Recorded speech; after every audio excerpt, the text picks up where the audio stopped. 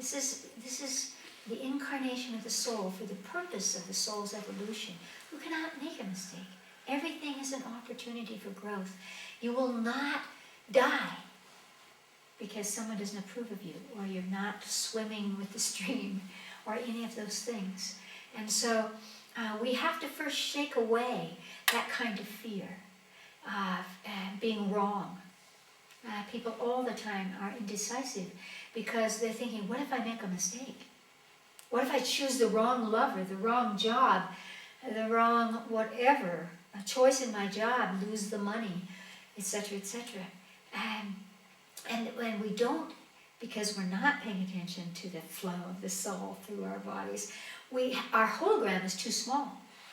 We're never in the present, we're in the future or the past, trying to figure out from our experiences if that will create something that will make us safe.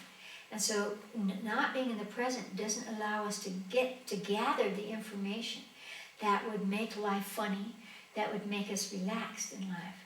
And so that kind of conversation of, I could make a mistake, and then what would happen, takes us out of the present. We can't see a big enough hologram which would say, well, if you go in this direction, this is what we think will happen. And if you don't like the looks of that, turn around and go in the other direction. We are never caught. And I learned this from prisoners in a men's penitentiary. You can do anything you want to the body, to the place that you live, to how other people think of you, but you can never touch the power of the mind. And so that mind allows us to recognize and perceive soul energies moving through us.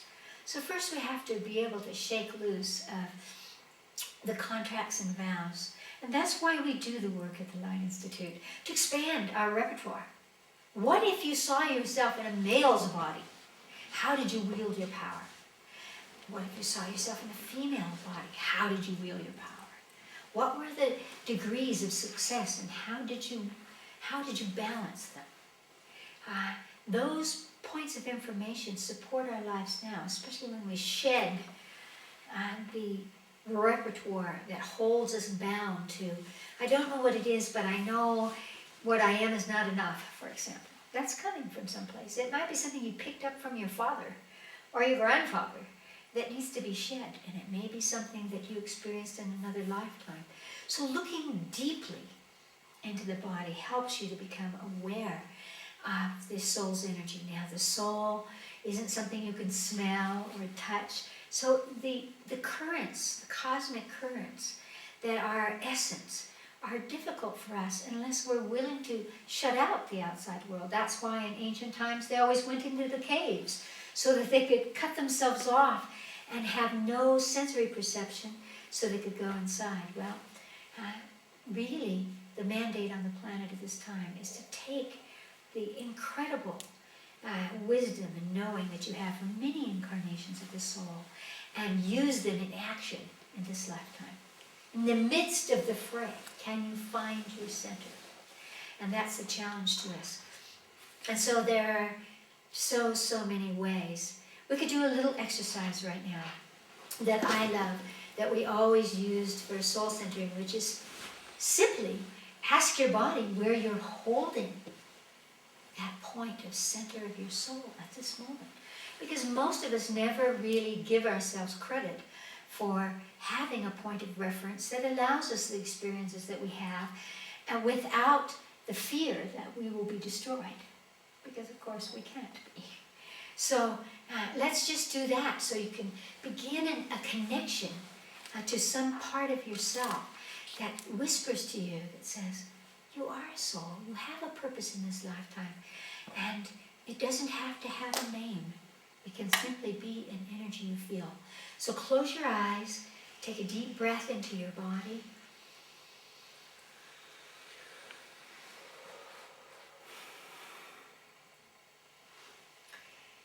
And now,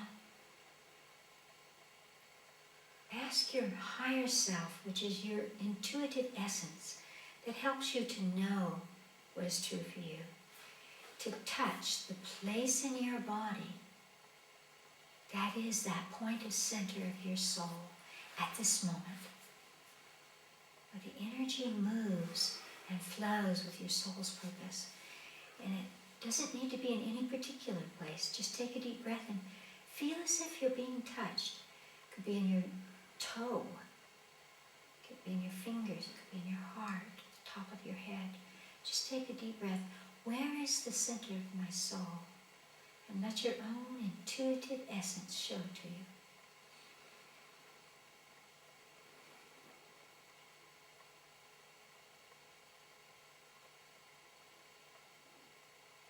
Whatever flashes for you, feel a touch or you hear a place or you see something, bring your consciousness into that place that at this moment is the center through which the soul energy flows in you. Focus into that place and just breathe deeply. Really allow yourself to experience that soul centering, that energy that will remind you who you are, your purpose, the joy of life without fear. So breathe into that place.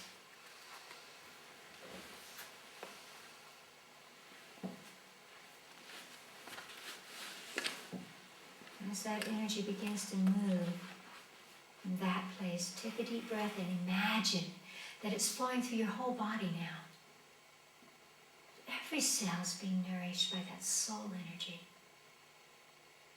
Breathe deeply, so that as you breathe deeply, it flows through you, and you can feel your body let go.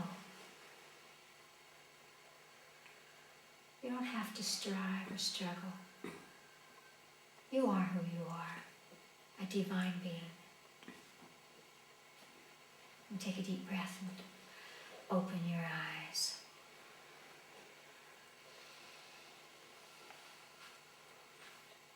That's a great way to start the day. It's a great way to end the day. And when you're in the middle of the fray, it's a great opportunity. Where is that center in me at this moment? Focusing on that will allow you to come into a still point so that what you think is overwhelming you doesn't overwhelm you. Because everything passes except the power of our soul. Thank you.